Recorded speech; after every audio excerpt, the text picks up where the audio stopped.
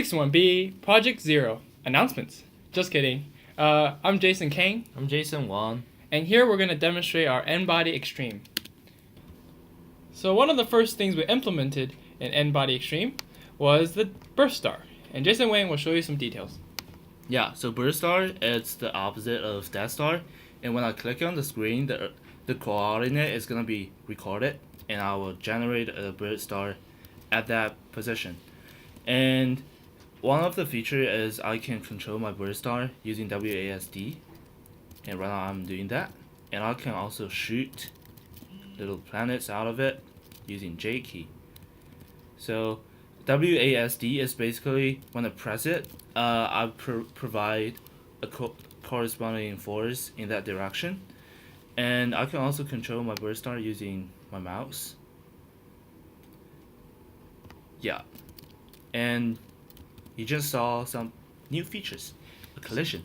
So yeah, one of the other things we implemented was the stars now collide with each other, and what we basically did was we added a constant restitution for each planet, and that kind of describes the collisions between the planets. And here, our simulation, we ran the constant to be 1, which means all the kinetic energy and momentum will be conserved.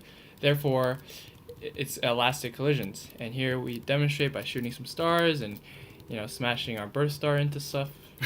But yeah, basically we just checked. We also added a radius, the collision radius, which is based on the image, the size of the image of the file, so it's more realistic.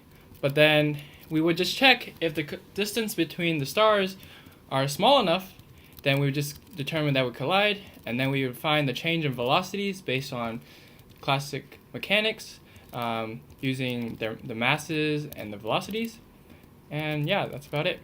And the last feature of this game is called the crazy mode.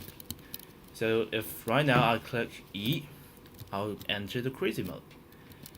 This is actually a glitch that I explored in STD Jaw.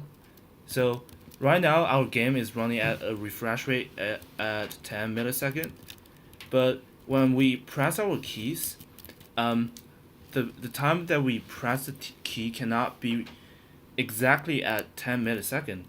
Probably it could be like 1 second or something. So if I explore that, and that gives me the feature of continuously shooting. And yeah, that's the wrap up. Please like and subscribe and comment below what new features you guys might want us to add, or just some bugs you think we can fix. Thank you for watching.